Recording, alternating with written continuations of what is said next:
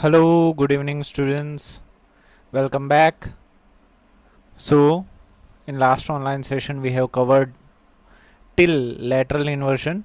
So, today we are going to start from 16.3, which is a regular and diffused reflection. ये regular reflection क्या होता है और diffused reflection क्या होता है, it is very interesting topic. और इससे रिलेटेड एक एक्टिविटी भी they have given which is a activity 16.4. हमारा रूल है before starting the activity we will see the figure first. We have to analyse as much as possible from the figure, क्योंकि figure समझ लिया तो बाकी सारी चीज़ें ऐसे भी आप लिख सकते हो.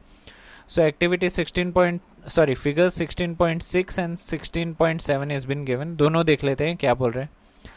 16.6 parallel rays incident on an irregular surface. मतलब कहीं से तो रोशनी आ रही है और वो रोशनी एक प्लेन मिरर पे, फ्लैट मिरर पे नहीं पड़ रहे पर उबड़ खाबड़ मिरर पे पड़ रहे.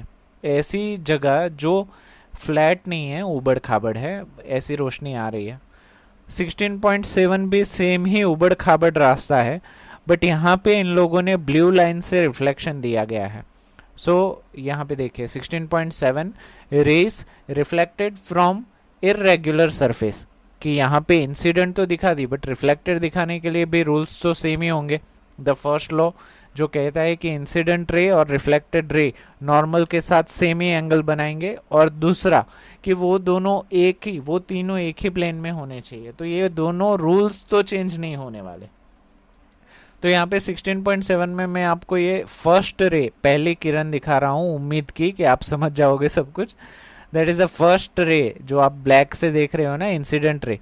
तो वो यहाँ पे टकरा रही है, आपने ये सरफेस देखी, यस, और वहां से टकरा के ये जो ब्लू लाइन है that is been reflected ray, यहाँ से वो रिफ्लेक्ट हुई, यस और नो.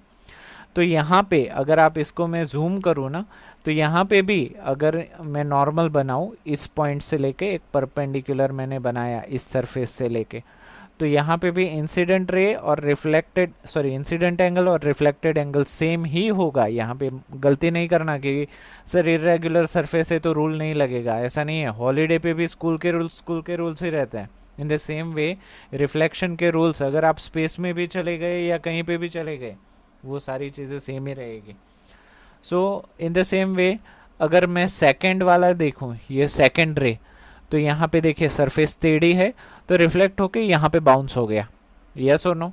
थर्ड देखो तो यहाँ से देखे यहाँ गया. फोर्थ तो यहाँ से लेके टकरा के यहाँ चला गया. फिफ्थ यहाँ से लेके यहाँ. सिक्स्थ यहाँ से लेके यहाँ. सो यू विल सी दैट कि सर ये जो मिरर होता है ना, फ्लैट मिरर, उसमें अगर इस उबड़ खाबड़ सरफेस की जगह पे यहाँ पे दिया नहीं गया but it's fine, no issue. ये उबड़ खाबड़ आईने की जगह पे अगर फ्लैट मिरर होता तो जिस तरीके से ये किरणें आ रही है उसी तरीके से जाती. That means incident rays are parallel and reflected rays are also parallel. यहाँ पे भी ना ऐसे क्रॉस बनते, यस और नो. शायद इसमें है इमेज, मैं देखता हूँ. हाँ, यहाँ पे देखिए रेगुलर रिफ्लेक्शन, ये प्लेन मिरर है, तो इंसिडेंट रे और रिफ्लेक्टेड रे, ये देखिए ये सारे ब्लैक कलर की जो रेस हैं दैट इज इंसिडेंट, मतलब पड़ने वाली किरण है, और जो ब्लू कलर की है दैट इज बिन रिफ्लेक्टेड, यहाँ से टकरा के वापस आ रही है. तो आप देखोगे कि ये इंसिडेंट रे के बीच में जितना डिस्टेंस है ना उतना ही रिफ्लेक्टेड रेस के बीच में है. ये भी पैरेलल है सारी की सारी और ये भी पैरेलल है सारी की सारी.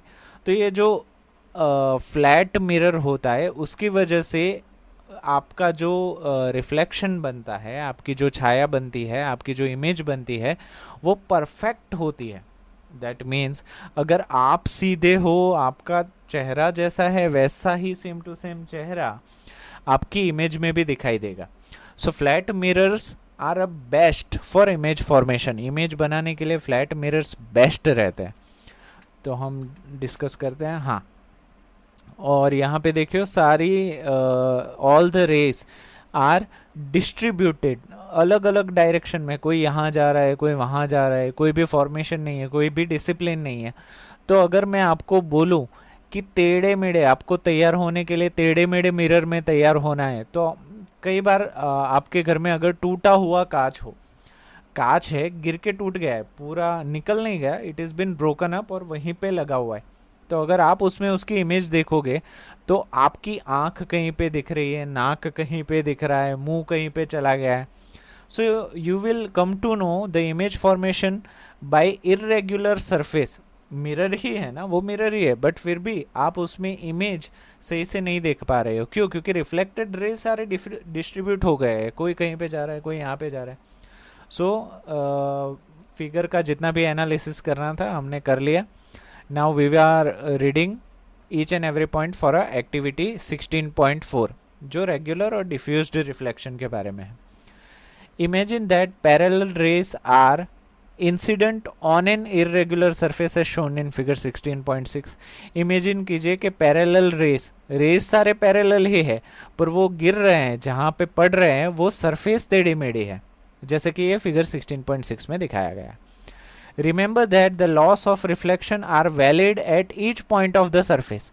यहाँ पे इन लोगों ने बोल दिया कि लॉ ऑफ रिफ्लेक्शन है वो कहीं पे बदल नहीं जाएगा, सरफेस कैसी भी हो। लॉ ऑफ रिफ्लेक्शन दो लॉ से, दोनों लॉ आपको याद रखने हैं। फर्स्ट लॉ है angle of incident will be equal to the angle of reflection, और सेकेंड लॉ है इंसिडेंट रे, रिफ्लेक्टेड रे और नॉर्मल तीनों एक ही प्लेन में होंगे, एक ही प्लेन में सफर कर रहे होंगे, है ना। उसी प्लेन के बारे में बात कर रहा था ना मैं। हाँ, very good. Use this laws to construct reflected rays at various point. उसी लॉ की मदद से ये किरणें कहाँ कहाँ पे रिफ्लेक्ट करेगी वो आप ड्रॉ करिए। Are they parallel to each other? ये सारी ब्लू लाइन्स एक दूसरे के पैरेलल हैं? नहीं। You will find that this rays are reflected in different directions. आप देखोगे कि सारे रेस जो रिफ्लेक्ट होके वापस आ रहे हैं वो सभी अलग अलग दिशाओं में जा रहे हैं, जैसा कि फिगर 16.7 में दिखाया गया है। When all the parallel rays reflected from a round or a irregular surface, round भी हो सकती है surface और irregular surface, अब ये सॉरी ये round नहीं है, रफ है, रफ सरफेस और irregular surface are not parallel. जब रफ सरफेस से होकर या इरेगुलर सरफेस से होकर कोई भी रेस रिफ्लेक्ट होती है तो वो पैरेलल तो होगी ही नहीं, ऑफ कोर्स। तो ये चीज़ आप ना फिल इन द ब्लैंक्स में पूछ सकते हैं। The reflection is known as a diffused और इरेगुलर रिफ्लेक्शन। ऐसे रिफ्लेक्शन को हम क्या बोलेंगे? Diffused reflection. डिफ्यूज्ड मतलब टेढ़ा मेढ़ा, और इरेगुलर रिफ्लेक्शन हम बोल सकते हैं। Remember that the diffused reflection is not due to the failure of laws of reflection. यहाँ पे आपको याद रखना है कि diffused reflection laws of reflection के खराब होने की वजह से नहीं है, सरफेस के खराब होने की वजह से है। That you have to remember. It is caused by the irregularities in the reflecting surface. बोल दिया इन लोगों ने कि ये जो हो रहा है वो सरफेस की इरेगुलरिटीज की वजह से होता है। लाइक दैट ऑफ कार्डबोर्ड, जैसे कि कार्डबोर्ड के ऊपर सेकेंड एक्टिविटी के टाइम हुआ था, अगर कार्डबोर्ड को हमने नीचे कर दिया था तो वो रिफ्लेक्शन रे दिखाई ही नहीं दे रहा था।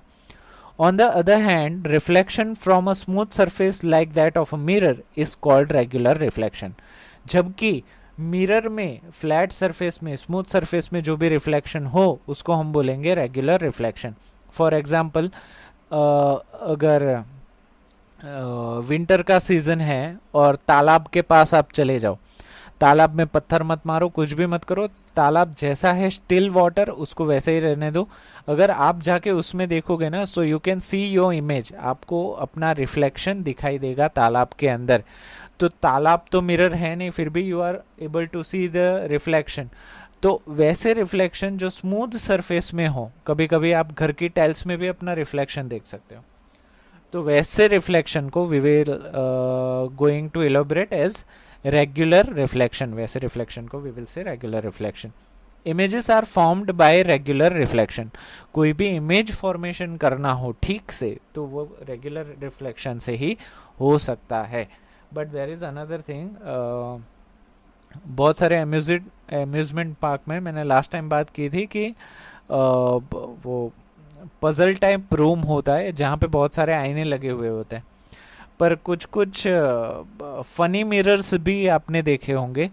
वो मिरर स्ट्रेट नहीं होते, वो मुड़े हुए होते हैं। तो उन मिरर के सामने अगर आप चले जाओ तो कुछ मिरर्स में आप खुद को बहुत लंबा पाओगे, कुछ मिरर्स में आपके पैर बहुत छोटे दिखेंगे और ऊपर का पार्ट बहुत बड़ा दिखेगा, कुछ मिरर्स में आपकी इमेज ही टेढ़ी मेढ़ी होगी, कुछ रिफ्लेक्शन में आप छोटे और मोटे दिखोगे।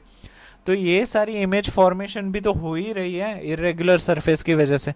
बट आपको इमेज फॉर्मेशन परफेक्ट चाहिए, हूबहू चाहिए, तब जाके रेगुलर रिफ्लेक्शन ही काम करेगा, इरेगुलर रिफ्लेक्शन काम नहीं करेगा।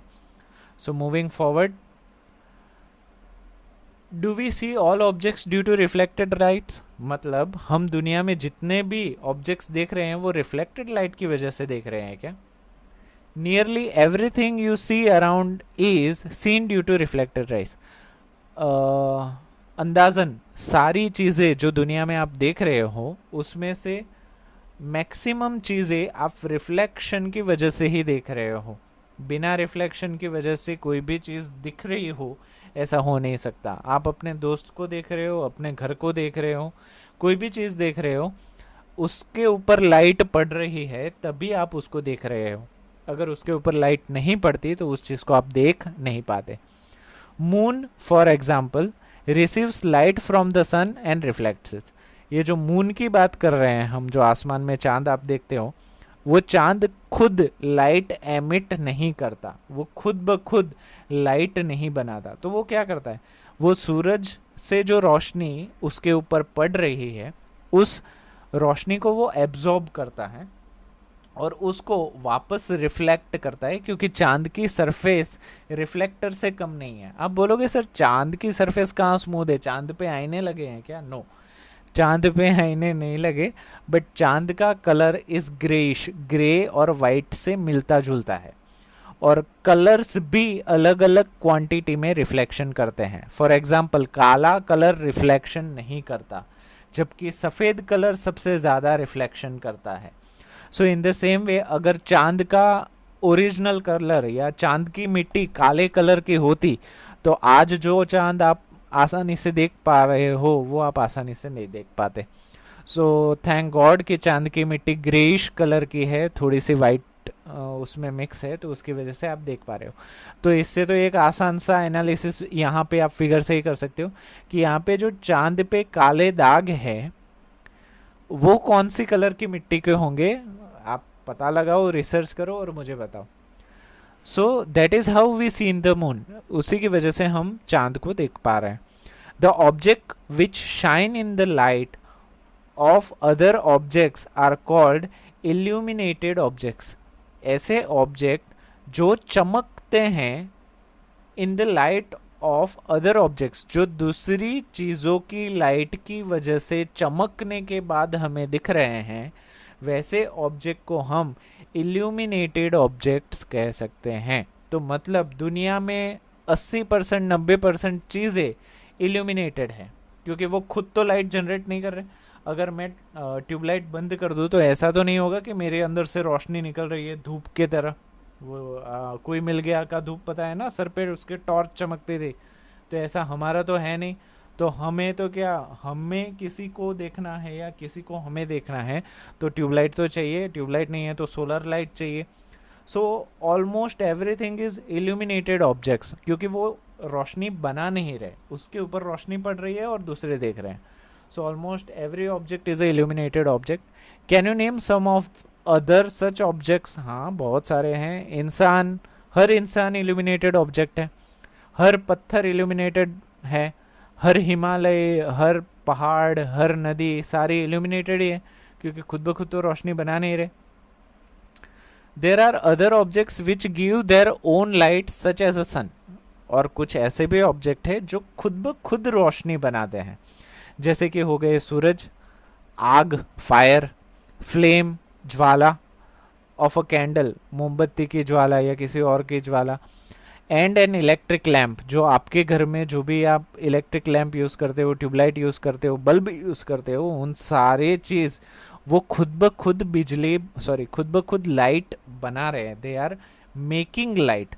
तो उनको ज़रूरत नहीं है किसी भी रोशनी की उनके ऊपर पड़े और दिखे, नहीं, वो खुद ब खुद रोशनी जनरेट कर सकते हैं। Their light falls on our eyes, और उनकी जो लाइट है वो हमारी आंखों पे पड़ती है और हम उनको देख सकते हैं। That is how we see them. The objects which emit their own light, ऐसी चीजें जो खुद ब खुद रोशनी बनाती है, उनको हम बोलेंगे ल्यूमिनस ऑब्जेक्ट। ल्यूमिनस ऑब्जेक्ट बहुत ही कम है दुनिया में जो खुद ब खुद रोशनी बनाते हो। तो हमारा main source of luminous object is our sun. अगर हमारा सूरज नहीं होगा तो चांद तो दिखेगा ही नहीं, और भी कोई, पूरी दुनिया अंधेरे में चली जाएगी, कुछ भी नहीं दिखेगा। So we are very lucky कि हमारे आसपास बहुत ही ल्यूमिनस ऑब्जेक्ट्स हैं। और बल्ब किसने बनाया था मुझे बताओ आप। अगर उसने बल्ब नहीं बनाया होता, क्या था, थॉमसन, थॉमसन, हाँ, अगर उसने बल्ब नहीं बनाया होता तो हमारे पास ल्यूमिनस ऑब्जेक्ट्स होते ही नहीं, आज एलईडी नहीं होते, ट्यूबलाइट नहीं होते। So we are very lucky to have such luminous objects in our world. Moving forward, अब ये बूजू को फिर से दिमाग में दूसरा ख्याल आ गया, उसको फिर से दूसरा क्वेश्चन आ गया। ये बूजू आता है तो हमें डर लगता है कि अब क्या पूछ लेगा। I have a question, can the reflected rays be further reflected in incident on another mirror? अच्छा सवाल है। बोल रहा है कि रिफ्लेक्टेड रे जो है वो फिर से रिफ्लेक्ट कर सकते हैं क्या? मतलब कि इसका बड़ा ही आसान सा एग्जांपल मैं दे रहा हूँ। सूरज is a luminous object, sun is a luminous object, वो रोशनी बनाता है।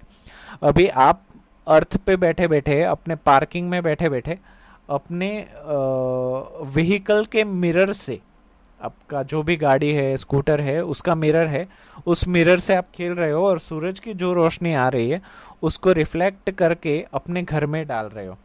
अभी घर में आपका भाई या बहन बैठा हुआ है और वो क्या करता है, जहाँ पे वो सूरज की रोशनी पड़ रही है आपके घर में, वहाँ पे वो दूसरा आईना लगा देता है और वहाँ से वो रोशनी फिर से रिफ्लेक्ट करता है। तो ये तो अभी और तीसरा मिरर में लगा दूं, ऐसे ही चौथा मिरर लगा दूं, तो पूरे घर में बिना ट्यूबलाइट के रोशनी हो सकती है या नहीं हो सकती? हाँ, हो सकती है।